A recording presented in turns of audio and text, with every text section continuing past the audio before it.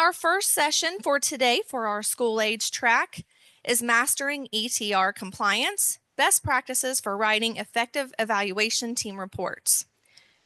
I am going to introduce Chralin and Chip, and then we will get started. Chralin Forsthoefel and Chip McCain from the Office for Exceptional Children on the Supports and Monitoring Team. Chip has been monitoring districts for 8.5 years and was previously employed in the public school system for 25 years. Chralin has been monitoring schools for 3.5 years and was previously employed in the developmental disabilities field for 16 years. Together, they will share with you a wealth of knowledge from their experience on how to write a compliant ETR. Welcome, Chralin and Chip.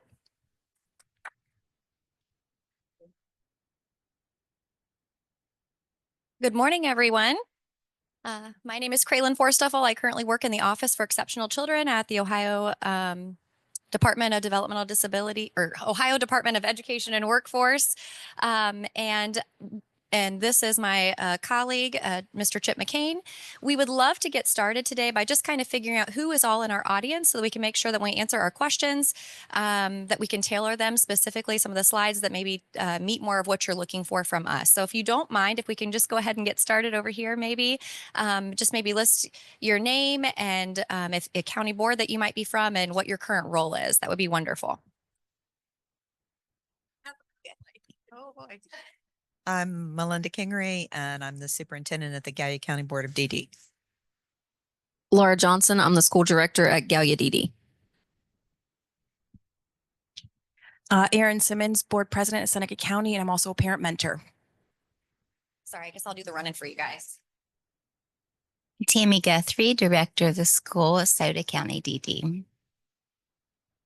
I'm Jamie Rowe with the Clinton County Board of DD, and I'm Educational Services Administrator. I'm Shannon Shantz, and I'm the Director of Education for the Coshocton County Board of DD.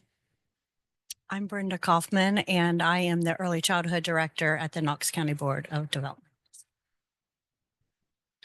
Tracy Lambden, Director of Children's Services at Medina County Board of DD. We should just work our way back. Then I'll come this way. There you go, sir. Dan Riddle, I'm a member of the Ross County DD Board, also retired Director of Special Education for Public School District in Southern Ohio. Amy Beeler, Superintendent, Ross County Board of DD. Holly Weatherson, Director of Early Intervention for Belmont, Harrison, and Noble County Boards. Whitney Langston, Childhood and Transition Services Manager with the Auglaize County Board. Christy Klopfenstein, Auglaize County Board President and newly elected OACB West Central Ohio representative, and also a mother. Mercer County. I'm Jen Arbuckle, Fairfield County Board of DD, Student Services Supervisor. Lindsay Haynes, Principal of Forest Rose, Fairfield County Board of DD. Thank you. Amanda Westerick, and I am the Good Samaritan School Principal at Defiance County Board of DD. I'm Dennis Myers. I'm the Director of Children's Services for Defiance and Williams counties. Kelly Brooks, Warren County DD Early Childhood Manager. Maria Friendhoff, I'm the other EC Manager at Warren. Melinda Brown, Jackson DD. I'm an SSA. I'm also from Jackson County DD and SSA. I'm Brandy Urian. So I just use them. Hello, I'm David Mitchell, and I am EI Coordinator with New York Council of Government. I'm Kylie Bray. I'm an SSA with Union County Board of DD. Valerie Woodruff from Union County Board of DD. I'm an SSA with children. Corey Yates, I'm from Brown County. I'm an SSA. I have lots of school age kids on my. Christy Kearns, principal at the Open Door School at the Lawrence County DD. Amy McGuffey, Director of School Age for Hardin County DD.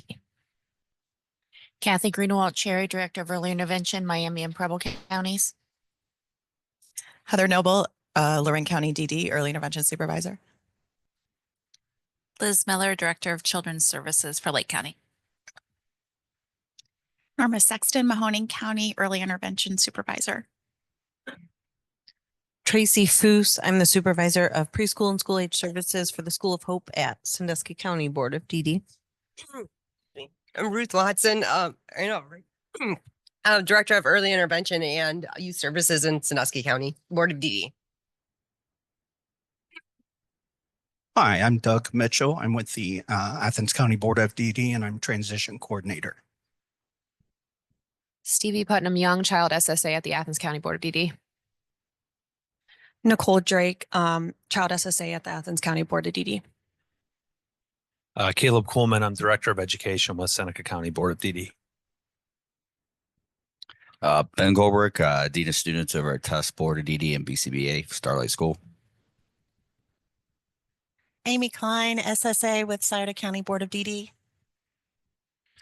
Thomas Book, Scioto County DD, Student Age Service Board Administrator.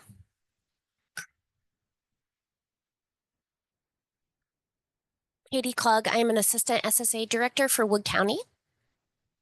Emily Cisco, Wood Lane Principal at Wood County Board of DD. Audrey Stock, SSA Manager at Wood County Board of DD. Danielle Perkins, Wood County Board of DD Early Intervention Coordinator. Michelle Osoka Yeckley, the Assistant Principal at Fairhaven, Trumbull County Board of DD. Sandy Kernan, Principal at Fairhaven, Trumbull County Board of DD. Good to see you both. Mr. Joe. Best for last. Sure, let's go with that. I'm Joe Batraka. I'm Director of Educational and Shared Services at Franklin County Board of DD. Thank you, Chip. Nice to have you here. Thanks. And a shout out to Miami County in the back. I recently, from attending the Synergy conference, saw that you guys are doing some wonderful work with your charting life course and how you're even implementing it with your staff. So I will tell you, I took that feedback even back to DEW to say they're doing good stuff down there. And I think we could learn some good information. So kudos. So today, really, we're just going to go over how to write a compliant ETR. We work very closely internally with our dispute resolution team. So we hear oftentimes about what the buzz is throughout the state, like what areas are kind of hot topics that families are calling in. Parents are maybe challenging these particular sections. And how can we protect you and all of your entities to make sure that the language is very clear to the parent so that there is no discrepancies between what the parent or loved one feels like is occurring with the student. And also that it could stand up in court of law if those documents were to be challenged. So we will start here. Again, ETR, we'll go into child find. Mr. Chip McCain will start.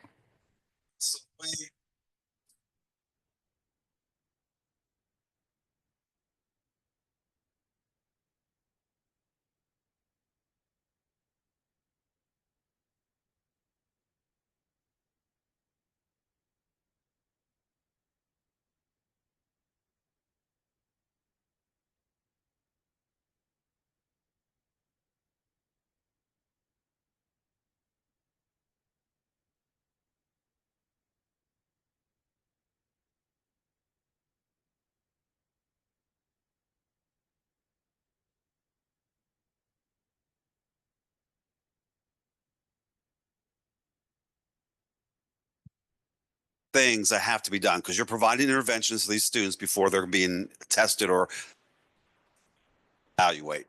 So we want to know a description of the research-based interventions used. We want to know how long those interventions were provided. We want to know the intensity of the interventions, like how often and how far or for how many minutes. We want a description of the results. And then finally, that decision. Are we going to move forward with testing or are we going to move forward with So a lot of times what we see in the intervention initial portion is really just what the student is receiving. The student is in a self-contained classroom receiving these accommodations and this specially designed instruction.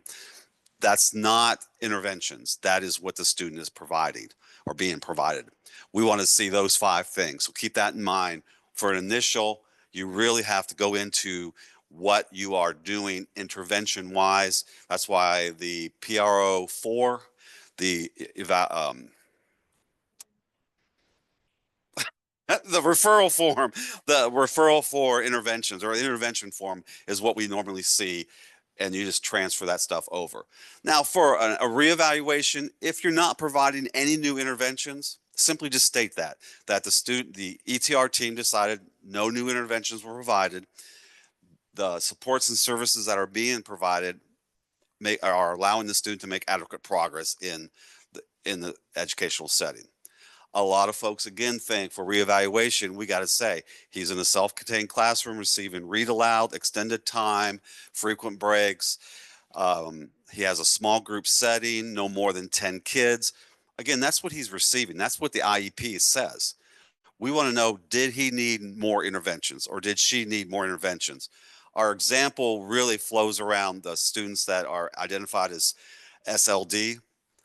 And a lot of times they might be in for math. They might have a math goal. Well, all of a sudden their reading is starting to suffer. So they go through the intervention process for a reevaluation. And then we look for those 5 things in the reevaluation portion of this document. Any questions on how then what Chralin's going to do is she's going to show you some examples, give you some tips, and that way you'll see exactly what we're talking about. So I'll explain it. She'll show you some examples. Okay, so here is summary of interventions, initial evaluations. This is kind of just a recap. This, of course, is a screenshot of the part 2 on the form. So summary of interventions must include research-based or evidence-based interventions, as Chip said, length of time, the number of weeks or months that it was provided, how often those interventions were applied, how many minutes each interventions sessions lasted, and the results of those interventions compared to the baseline if those are new interventions that are occurring from the student from the last time that ETR was conducted. So now we're going to look at an example and we'll ask you if it's compliant or non-compliant and we'll talk about it. So on this, am I doing this one? It's up to you. I don't care. All right. So this is an example of an initial, and I don't know how well you can see the screens from back there. So I'll read this to you all. Annie has been provided interventions within the co-teaching classroom as well as small group pull-out interventions within the learning center. She has been provided 40 minutes daily of small group interventions, working on repeated practice and review of previously learned skills. This is an initial. So do I see these 5 things on the left? Do I see a description? Do I see how long? Do I see the intensity? Is there a description of the results? And what was the decision based on the interventions? So just kind of looking at that, would you agree that that's compliant, or is that kind of not a very good? And I see a lot of heads shaking no, so it is non-compliant. And again, we just throw in here, data from interventions does not refer to IEP services. If we could get that message out there, that would be the best thing that we could do, because that's all we review. Hundreds and hundreds of ETRs and IEPs throughout the school year. I think I've heard some DDs in here. I think we've actually been in a couple of DDs through this process. And we always find data from interventions is about IEP services, and it's really about interventions. Keep this in mind. If there are no new interventions, you do not have to mark it off on the planning form as data from intervention because you didn't provide any. A lot of staff think I always have to click data from interventions as either sufficient data available or additional testing needed. If you didn't provide any new interventions, don't mark that on the planning form. Thank you, Chip. So here we are going to look at another example. So this is for a reevaluation. It says it was determined by the ETR team that the IEP special needs and supports were sufficient to meet Annie's needs. Therefore, no new interventions were provided. The student is making adequate progress with current special education supports and services. What do we think? Compliant? Not compliant? I see a little bit of head shaking, and you are correct that there's no new interventions that were provided to that student. So therefore, they just said that the student was making adequate progress, and that is a compliant statement to put there. A little tip from data from interventions and the planning form. I think I just might have said this, but let's do it again.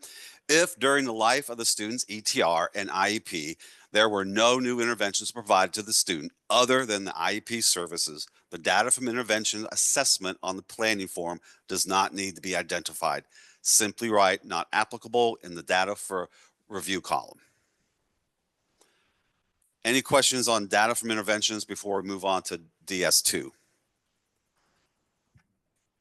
Okay, All right. wonderful. So looking at CF2, were the parents / guardians provided opportunities to be involved in the ETR planning process to establish informed parental consent? So as Chip stated for CF1, if you look all the way to the left here, this is a screenshot from the operating standards. It tells you what yes is, what no is, and what NA would be. So yes is there's evidence of parental involvement or evidence the parent was provided opportunities, notice that, to participate in the ETR planning process. This also applies to in-state transfer and ETR adopted by the educational agency. So for us, when we're reviewing records throughout the state, these are the 3 areas that we would look for: planning form, parent invitation PRO2, and the attempts. While attempts, the OP9 is not a required form, there should be some sort of way that you're documenting that within your agency of what kind of communications that you've had with parents.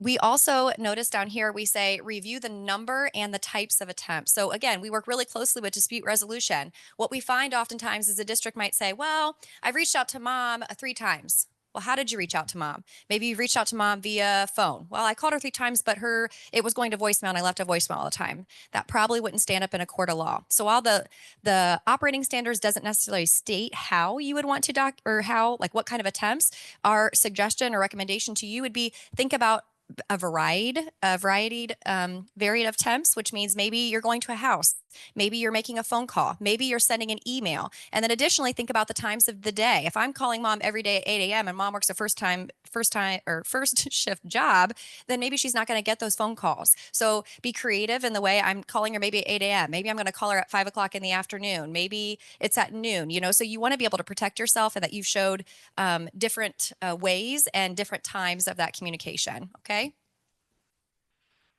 So we have an example here. And the first thing I want to say is, remember, we're looking for opportunities provided to the parent to be a part of the planning process.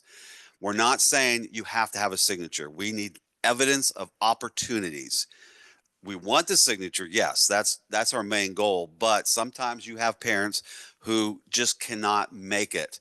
So we want the evidence that you provided opportunities in a variety of attempts, different times, so that you gave the parent, okay, we're trying our best to get you here. You didn't make it, but we did try. So here's an example. It's pretty easy. I mean, we're looking right here. The parent guardian, she did sign it, so therefore it is compliant. If that wasn't signed, like Chralin said, we would look at the PRO2s. How many were sent? How are they sent? If we only receive like 1 invitation, then we're going to look at that OP09, or a lot of districts on the cover page of the ETR, a little box, they'll put in there, called on this date and time, sent letter home at this date and time, emailed the parent at this date and time, put a letter in the student's notebook at this date and time, and that's their evidence. So we see they tried. So if we don't see a signature, we go to the invitation. If we weren't provided a lot of invitations, we go to the OP09. Any questions about CF2?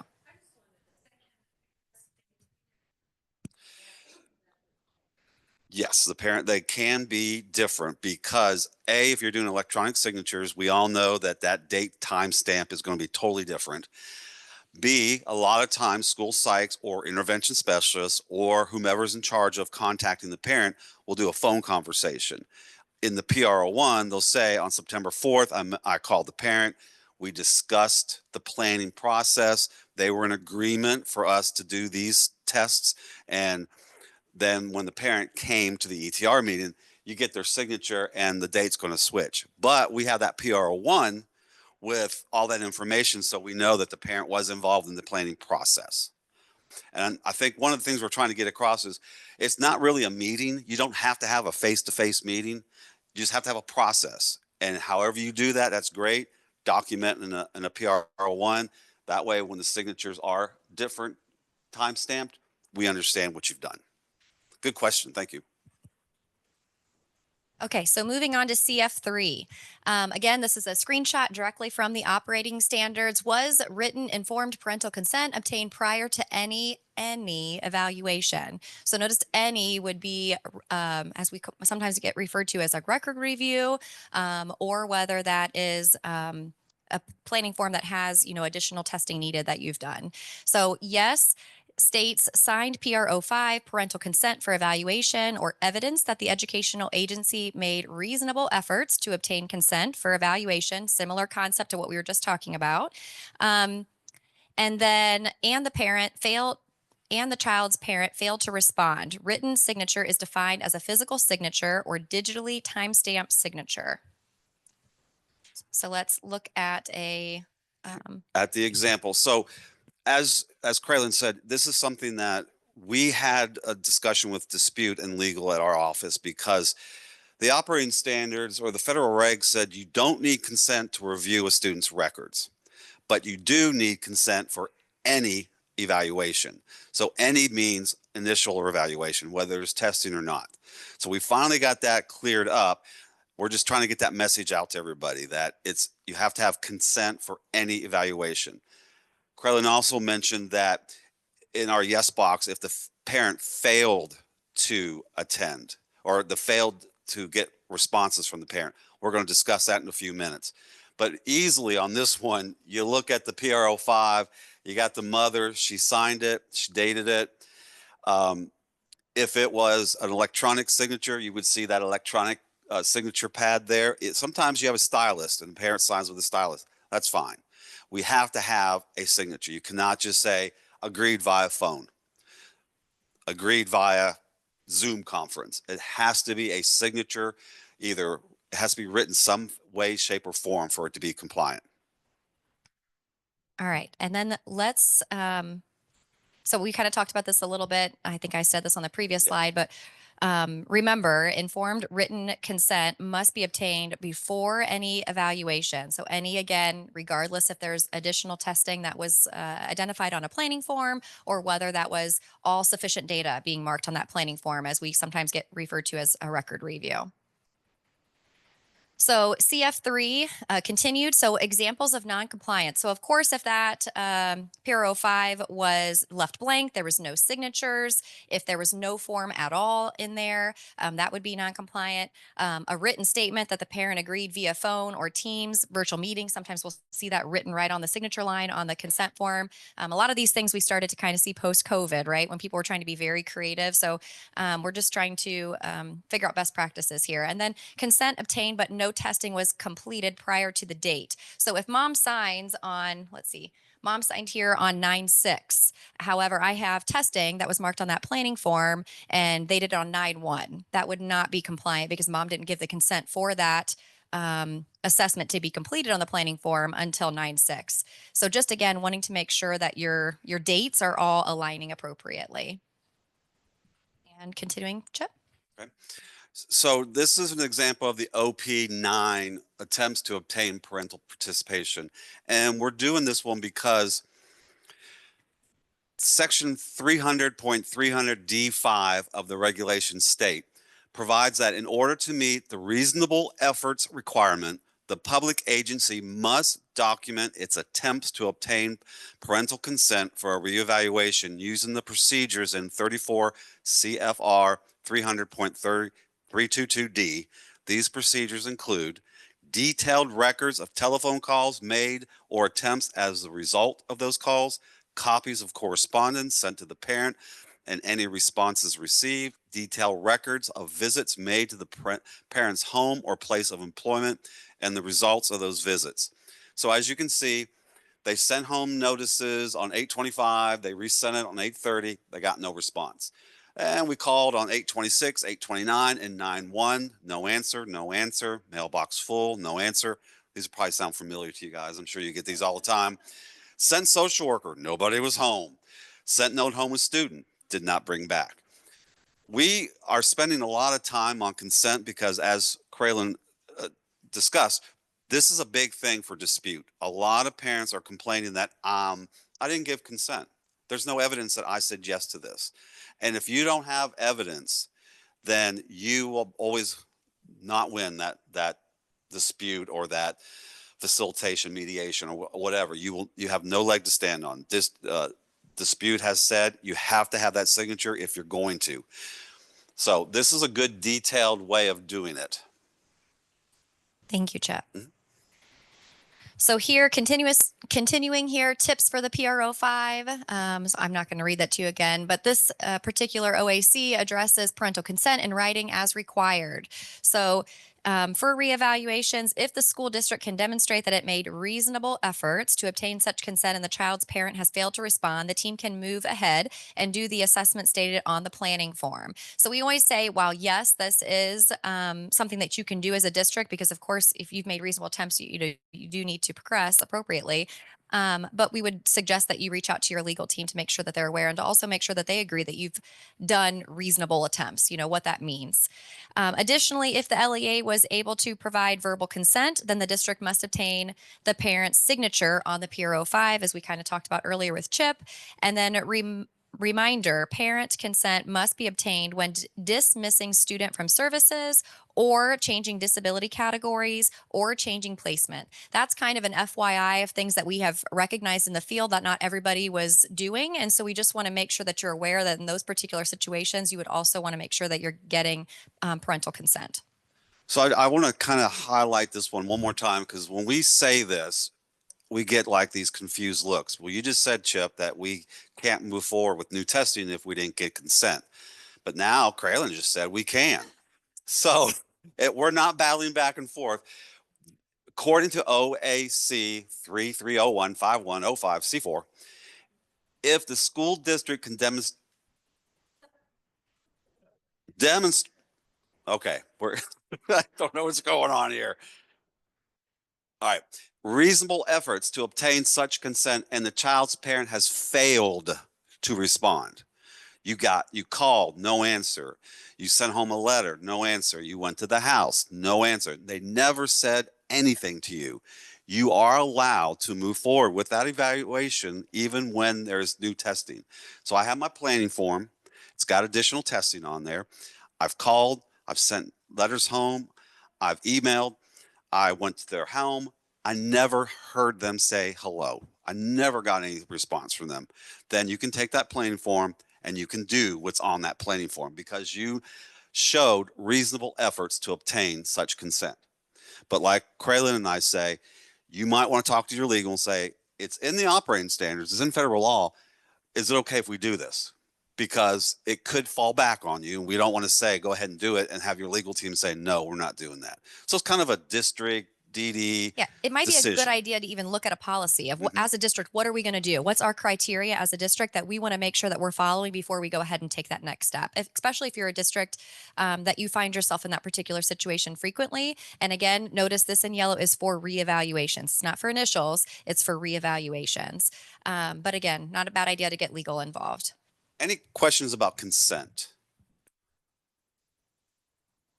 Well, I think we're doing a good job here, Chralin. Yeah. Or we're boring them. I don't know. I don't know. I think a couple are sleeping in the back, but that's okay. Elbows. The PowerPoint's online. You can get it. Just read it at your leisure. Don't worry about us. So CF4, moving on. So if there's evidence that the evaluation addresses all areas related to the suspected disability. So catch statement here is really, this is by far the #1 area of noncompliance that we find in the entire state of Ohio. It's a big section, right? So this is, if I have a planning form and I have 5 areas addressed there, regardless if there's sufficient data available or additional data needed, there's a person identified there. We're going to talk about all the requirements that are necessary in order to make this section 100% compliant. It is very important to note that all areas indicated as either sufficient data available or additional testing needed must have a Part 1 complete. A couple years ago, it wasn't uncommon for us to be reviewing records, and for whatever reason, the buzz in the state was if you had a planning form and it was identified as sufficient data available, you did not need to do a Part 1. It was not being carried over into the Part 2, and we want you to know very clearly that that is not compliant. You would want to make sure that all of those Part 1s are still completed. All right, Mr. McCain. You got the big one. Oh, I should have went first on this one. All right. So what we do in the office is we take the planning form and then we start going through the Part 1s. and we start highlighting them if we saw them or we saw. So information provided by a parent, we saw it, it's done. General intelligence, sufficient data available. I have a part 1. Academic skills, additional tested needed. I have a part 1, and the date that the assessment was provided is within that part 1. That's a big key because you got to have evidence that you did new testing. So even though I tested Chralin on the Wyatt, and I didn't put the date on there, I have all this information. Well, as a reviewer or as a parent, did you really test my child? And you know how kids can be. They could say, I didn't go to anyone's office. I didn't get tested. So we need that date. And then you can see classroom-based evaluations and progress agenda curriculum, sufficient data available. It's not highlighted because we didn't see a part 1. And then of course you got data from interventions was not applicable, yet there could have been a part 1 added. So if we see something that says not applicable, but we find a part 1, it's non-compliant as well. And then we want to show you that, of course, we have these 2 that were not provided, so it was non-compliant. And then observation says not applicable. That makes it non-compliant because 2018, were you there in 2018, Joe, with us? Okay. The famous memo went out about observations, and it has to be, no matter what the disability category is, you have to do an observation. If you have current data available, you can use that.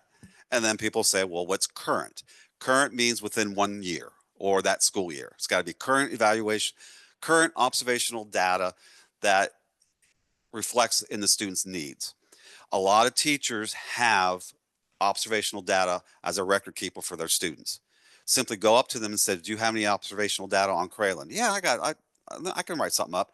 That's sufficient data available because she has it. She's not going to go out of her class and go watch Joe for 30 minutes and write up an observation.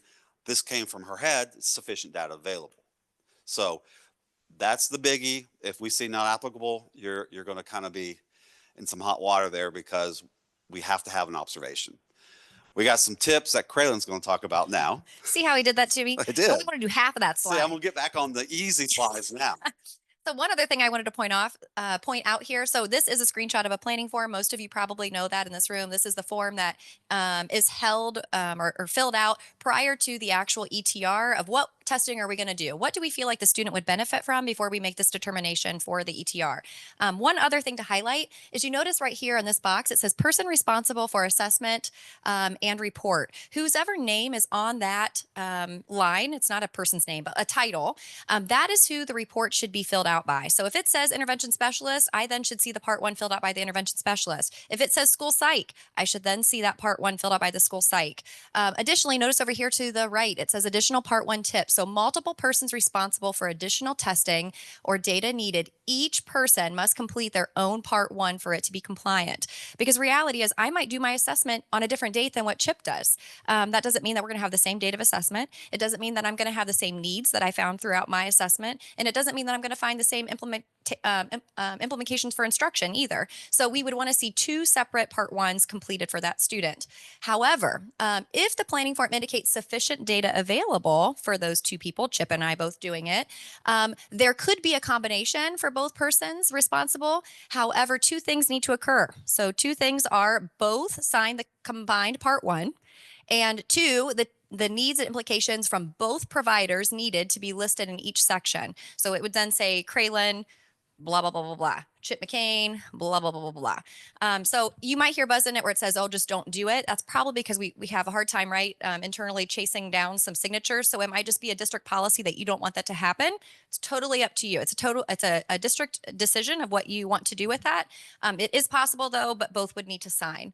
And then additionally, parents should never be indicated on the planning form as person responsible. So the first line here, it says, I can't even remember. Information provided by the parent. So most times when we go into a district, it'll say parent responsible. While the parent is the one that has that information, they are not the one responsible for ensuring that that is embedded into that ETR form. So you would just want to identify who that is. Most cases we see school psych, I would say, but just know that they should not be the one on the form because they're not the one filling it out physically within your agency. Any questions about that particularly? Okay. And then one last section here is a compliant part 1 must have. This lists out every single section of the form. So a part 1 form at DEW is a required form. A required form means that every single section of that form should be filled out. And we will talk about that a little bit more. But a lot of people might want to do a graph to explain, especially where we're trying to do parent-friendly languages. We love graphs, or we love however you think is best to show that information, especially because I'm not the speech therapist, right? Or I'm not, how can I get every ETR team member that's sitting at that table aware of this information that I want to share? And it is okay to add them, to embed them into the form, but you shouldn't be deleting any section. So if I want to add it too, I can add it in there, but again, you cannot delete anything or just submit a graph as part of your part 1.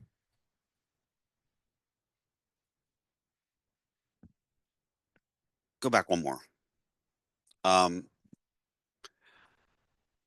One of the things that we also find, if there are no needs or implications, a statement must be provided. So vision and hearing, we see this a lot. The school nurse does it, and she said, Erica passed her vision and hearing. Well, if she passed, then we know there's no needs, and we know there's no implications. But like Chralin pointed out, there is a box that says needs, and there is a box that says implications. You need to put in there, no needs at this time, no implications at this time. So please don't leave it blank. And then when you transfer over to a part 2, you would also say vision and hearing, there were no needs. Vision and hearing, there were no implications. So I just kind of wanted to point that out as well. And then of course you need to sign and date it.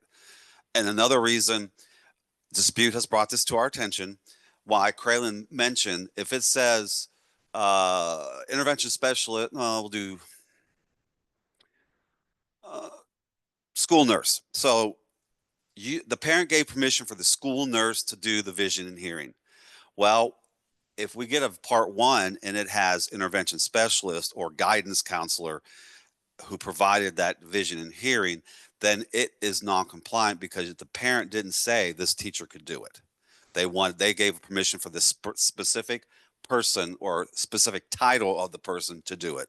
So that has come up quite a lot where parents said, I want Erica to do the part 1 for social emotional, but instead the school psych did it, and I didn't give permission for her to do it.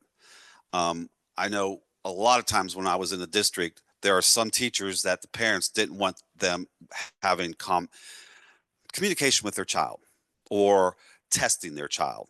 So they got very adamant that, no, you said intervention specialist, and I agreed to that. I don't know why the Gen Ed teacher went in there and did an observation, because I did not want a Gen Ed teacher doing that. All right. And we just kind of went over that one right there, so we can do the checklist one. I was wondering how you when you had me go back. So example, if there's no, we just did that one. Okay, so if using checklist or questionnaires, rating scales, or any other similar document, I think I just used the graph example. Again, you can always add those into the document. You can embed them, as we like to say, into the document, but you shouldn't just be submitting just that or altering it. Sometimes people will do that and kind of create their own looking form. But again, that form is a required form, and all those components should be filled out. Any questions about completing the part 1? We're doing good, Chip. We're doing good. And we do see a lot of progress in the general education curriculum. We do see a lot of those where it's a questionnaire and then they don't summarize it. So if it's a yes or a no, explain the no's. If it's a rating scale, on a scale of 1 to 5, how long does Joe stay in the seat? More than 10 minutes? No. Well, let's get into this. So you got to summarize your charts, your graphs, your checklists, your rating scores, whatever it is. You got to make sure you summarize those. So have the person doing the part 1 summarize. Here's that lovely memo. There's the memo, Joe, that you did not. If he would have done it, it would have had his name on there. But in case you still don't trust us, there's the memo that talks about observations. So, and Chip already went over this, current observational data. Again, current means less than a year old. Observation should be marked as sufficient data available on the planning form or additional testing needed. It should never be left as non-applicable.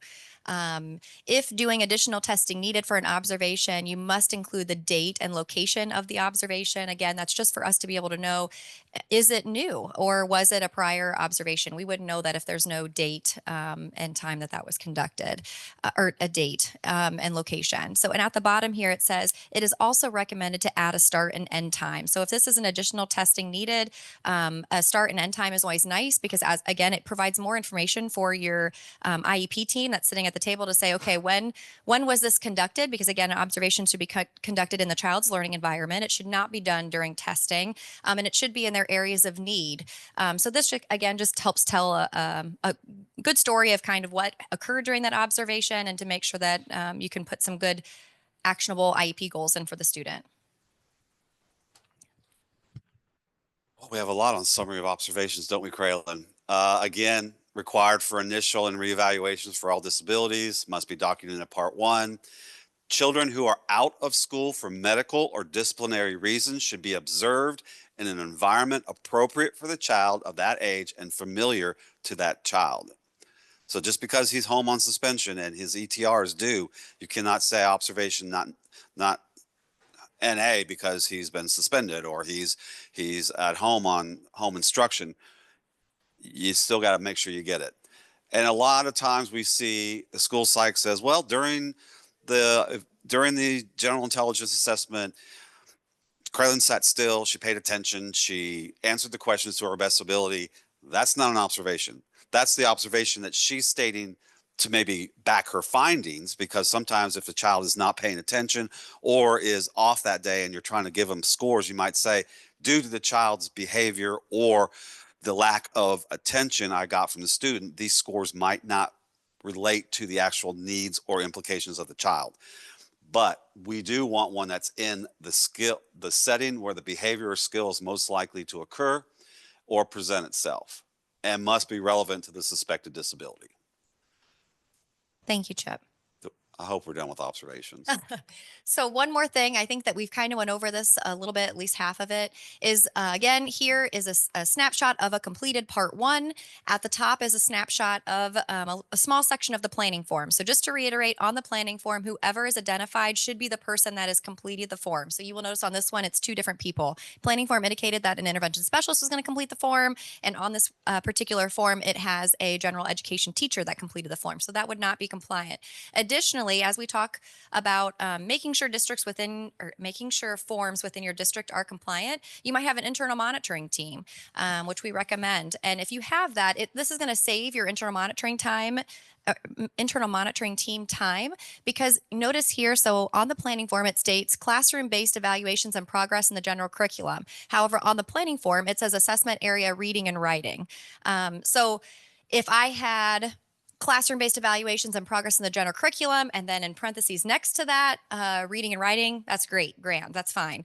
However, when you just have this, I have to then, as an observer or reviewer of that file, make kind of an educated guess of what do I feel like this person was trying to complete an assessment for. Is this academic skills? What is that? So if I'm doing that, your parents are probably going to be doing that, and again, it will also save your internal monitoring team a lot of time when they're reviewing records, just to make sure things are getting done seamlessly. All right, CF5, Mr. McCain. All right. Does the ETR summarize all assessment results in language understandable to the parent? We did fine tune our guide. It used to say in parent-friendly language, and somebody says, well, what is parent-friendly language?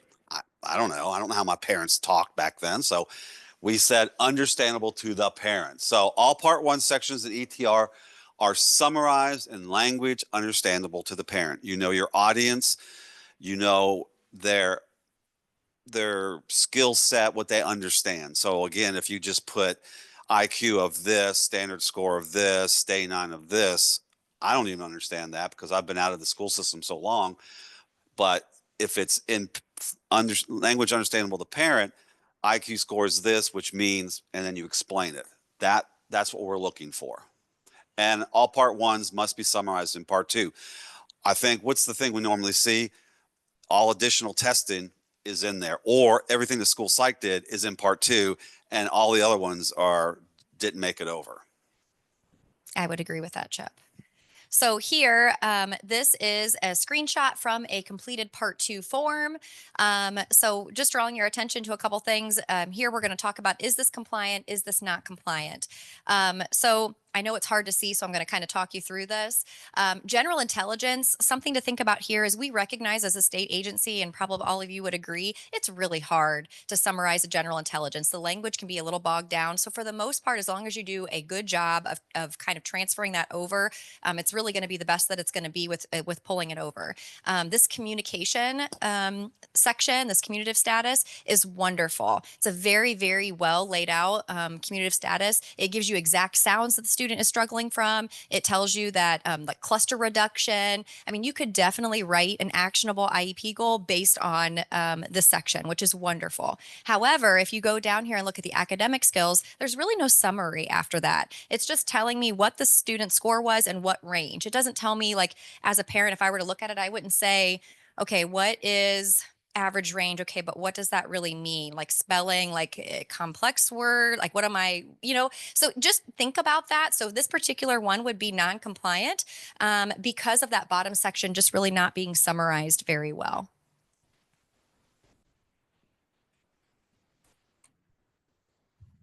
So we do this a lot, and I had a superintendent or principal ask me, "You're telling me what you see wrong. Show us what what is right, something that you guys would like to see." So this is an example of a well-organized part two, but notice does not have to be in this format to be compliant. But by doing so, it makes it easy to make sure it's like a checks and balances.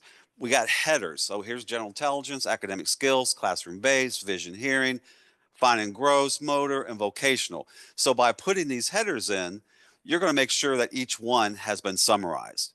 And that way you know that all part ones were summarized. So it's a very good idea to put headers in there. You don't have to for compliance purposes, but we highly suggest you do that so that you are ensuring everything has been summarized. And we even say, do that, and then you can go back and say, okay, well, fine and gross motor hasn't been summarized. I need to get my OT in here and get that summarized. Or general classroom based. It's not teacher didn't go in there and summarize it, so I need to go to Joe and say, would you please summarize your classroom based? So it's a good way to make sure that people are doing what they're supposed to be doing. And one other point, just to keep adding on to what Chip was saying, is that I think all of you are probably aware we have a shortage in the state, right? And we have a large shortage of school psychs. School psychs are responsible for a lot of information and a lot of paperwork. So if I'm a school psych and I'm responsible for trying to look at every single part one and figure out what is the most hearty, meaty information for me to transfer over to this part two for the actual IEP team to then talk about to make this eligibility determination, it might be a really good idea instead of Chralin completing and trying to figure out what that summary is going to be that we're going to pull over, have the person that did the assessment do it. So if I have a speech therapist, Cralin's not the speech therapist, maybe have the speech therapist pull their own information over to the part two. So again, it is not a requirement, but we have had some districts that what they do is the school psych looks on the planning form, sees all the areas that need to get transferred over to the part two. They will then open the section, the part two section. They will type in all the areas that they need to see. And then each person is then going over and pulling it, or typing up something in email, sending it to the school psych to then transfer over, whatever that looks like. And then like Chip said, if one of them jumps out, I'm like, oh shoot, I didn't have academic skills pulled over there. Then, it jumps out to the school psych because ultimately they're kind of housing all those documents. They then know that they still are waiting for that. So it's just a good idea. We've had some people do it and it sounds like it's working really well. Like Chip said, one of the things when we travel around the state, what we see is school psych documents are transferred over. What are we seeing that doesn't get transferred over? Everybody else's. So gen ed teachers, ISs, nurses information. So this is also a good way to make sure that all of the assessments are being transferred over. So something to think about. And one point, and then we'll get to your question. A lot of times school psychs say, well, their part one wasn't summarized. I don't know how to summarize it. Yeah. So that's why we say, make sure that part one has a nice summary. If it does, you just copy it and transfer it over. we do have 9 minutes left, so I just want to make sure. Yes, ma'am. What was your question?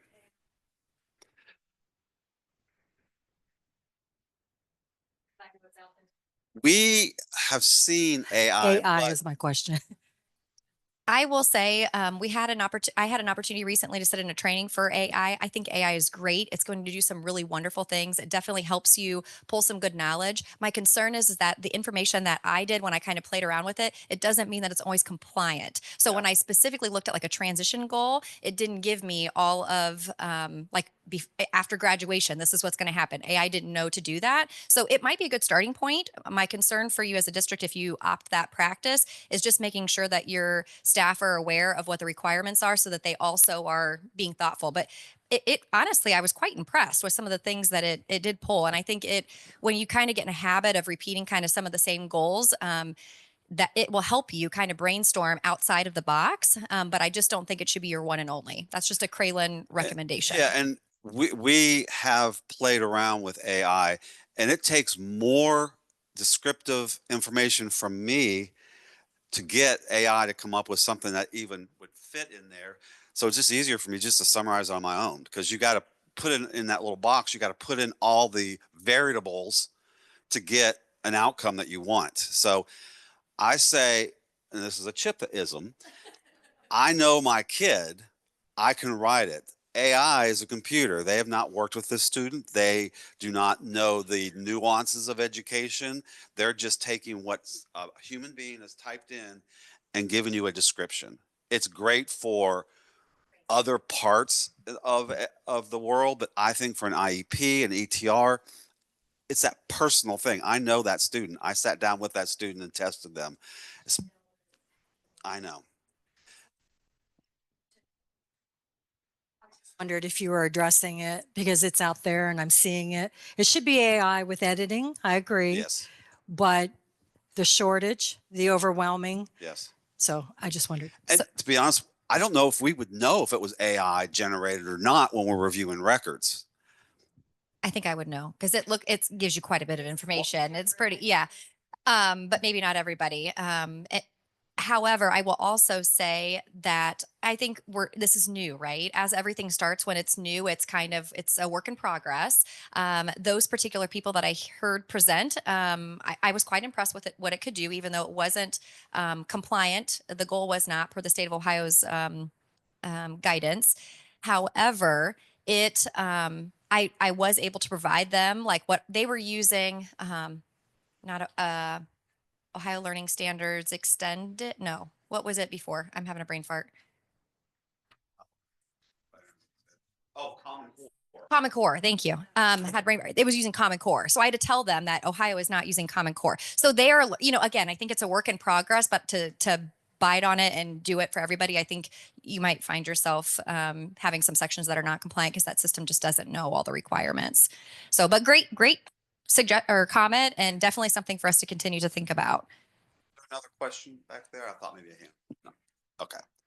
Okay, so we got about 9 slides left here. I think we can do it. So CF6, does the ETR contain a description of educational needs that allows the IEP team to develop effective and actionable goals, which definitely is the piece that we like to hone in on. So again, here is a screenshot from the operating standards. And at the bottom here, you will see encompasses every part 1 reported a report for the educational needs. So regardless if it's sufficient data available or additional testing needed, those needs should be carried over appropriately. If you have a need that as a team you determine maybe isn't appropriate for the student at that point in time, that's okay. That's an IEP team decision.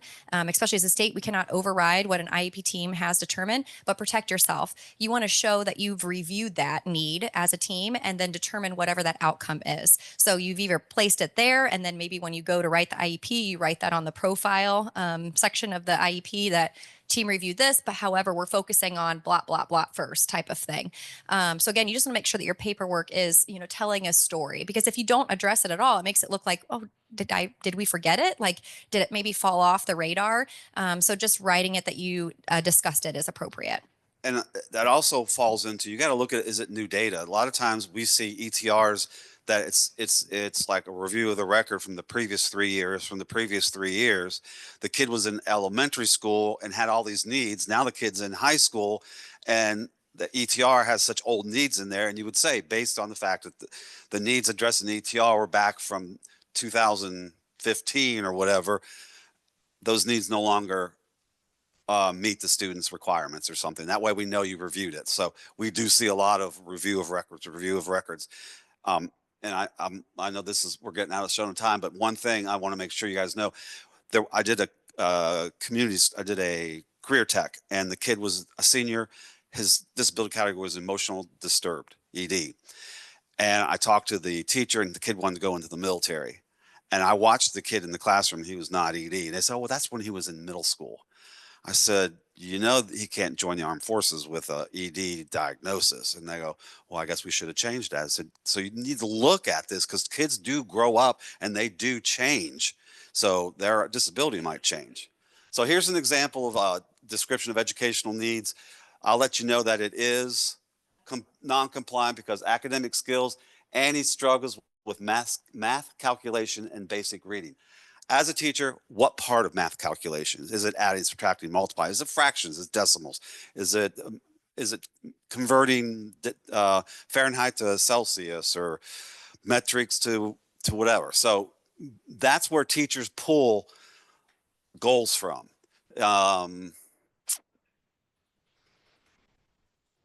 Other than that, it's good. Thank you, Chip. So now moving on to CF7. So did a group of qualified professionals and the parent of the child determine whether the child is a child with a disability?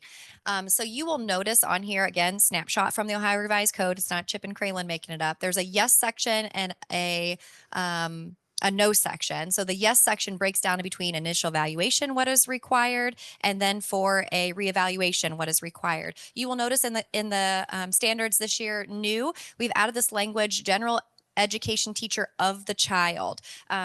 We added that because the Ohio Administrative Code 3301-5107 cites the following: not less than one regular education teacher of the child if the child is or may be participating in the regular education environment. So we've had a lot of conversations around that, right? Because at county board schools, you don't always have general education teachers there, and you might probably having somebody else at another associate district, district of residence probably completing that, but they really don't know the student. So know that this does say of the child. So if the student does not have any gen ed teachers, it's not necessarily that you have to have that in your documentation, but you need to be able to prove that they don't have, they're not going to be. You know, that's when you're having your ETR, you're looking about, you know, LRE and what's best placement. And is that a desire that the parent has? If I'm a parent and I have a desire for my kid to be transferred back into a public school district or their district of residence versus a county board, then you probably need to have a general education teacher do some sort of assessment to determine if the child would be better served in that look, and could those needs be met in a general education classroom. And we don't know that unless those assessments are completed. So just be very thoughtful when you are doing that. Yeah, and I'm glad we ran out of time, but I'm glad we got to this one, because we get a lot of emails from DDs and other places that we don't have a gen ed classroom. We don't have a gen ed teacher. So compliance wise, you don't need it. But like Chralin said, if that parent is thinking of sending that kid back to his district of residence, have that gen ed teacher going, okay, he's more than welcome to come back, but let me just explain to you what his environment, what his school would look like if he came back. And that way the parent goes, okay, yeah, we're going to keep him here to DED because I think it's the best. And one county board here, we had some conversations recently of how to protect themselves as a district, just because, let's face it, sometimes parents' philosophies change, right? And then you kind of just are going off somebody's word. So maybe protecting yourself by writing that in a PRO1, that the team had this conversation, parent is not interested at this point in time, and the student, because reality is what? Parent has to agree to that transfer, right? So if the parent is not interested, it's not going to happen. The student isn't going to. And then and you'll say, team will reconvene should an opportunity present itself where the child will be considered, you know, blah, blah, blah, blah. So just making sure, again, that you're protecting yourself and documenting, because I'm sure we all know if you don't put it in writing, it didn't happen. And then I apologize. One question in the back.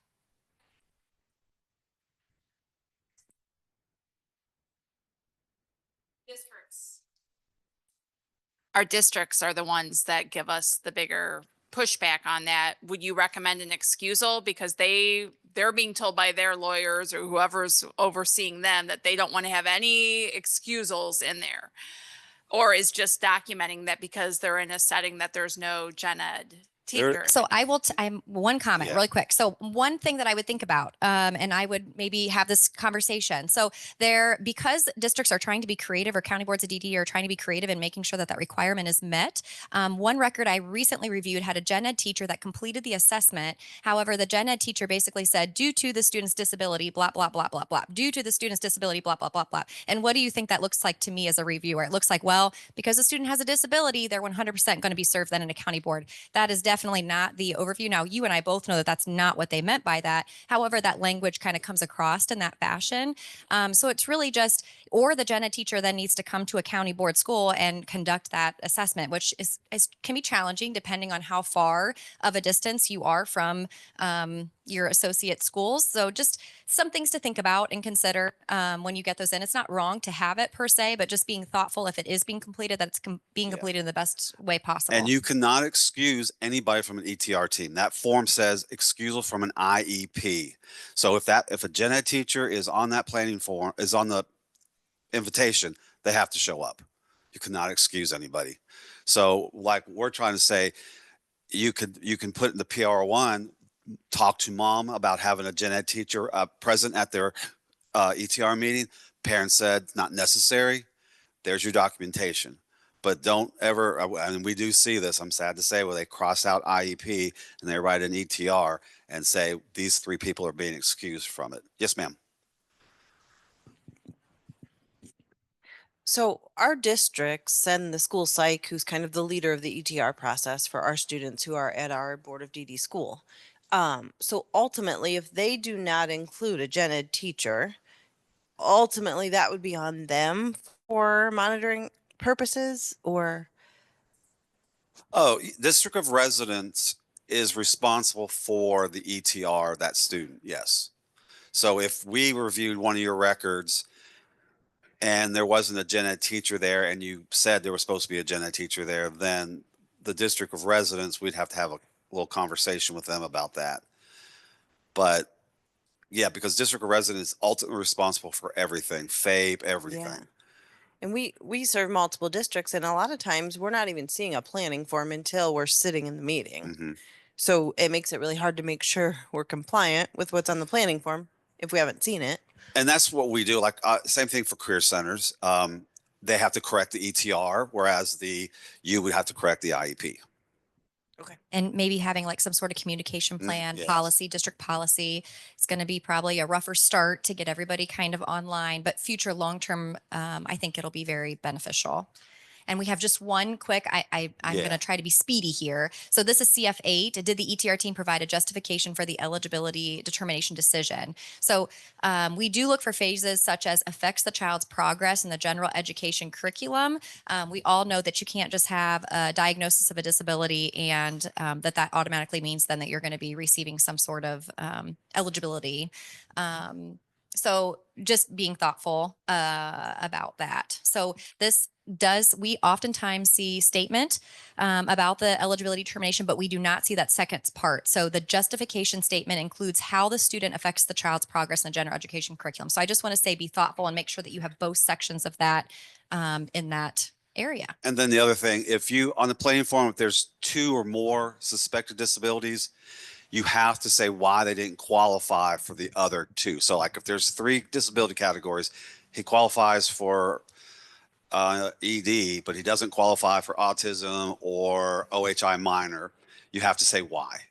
And one other part that I think we recently found out that there's kind of some misconceptions in the field. If the student has a suspected disability of SLD, even if it is not the final determination of what the categories the student meets eligibility, you still need to do that Part 3 assessment for SLD. So again, something else to be thoughtful of. I don't think we have to go over the example Nope, I think we're because I know you done. guys, I think, what is it, lunchtime for everybody? Woohoo! Erica's And back that's there way ready. more Look, important than she is listening to Chip. ready. She's out. She's trying to run. No. All right. Thank you all for your time. We greatly appreciate it. Again, my name is Chralin Forsthoefel. I usually do a monthly meeting with OACBDD and for all the county board schools. So if you are interested in attending that meeting, please be there. Very soon, I will be back and doing an IEP compliance presentation. So if you are very interested in attending that, please make sure that you get that notice. I know Lorraine usually attends those in your Wood County, but just know that if you're interested, we will definitely be there. Have a wonderful rest of your day. Thank you, Chralin.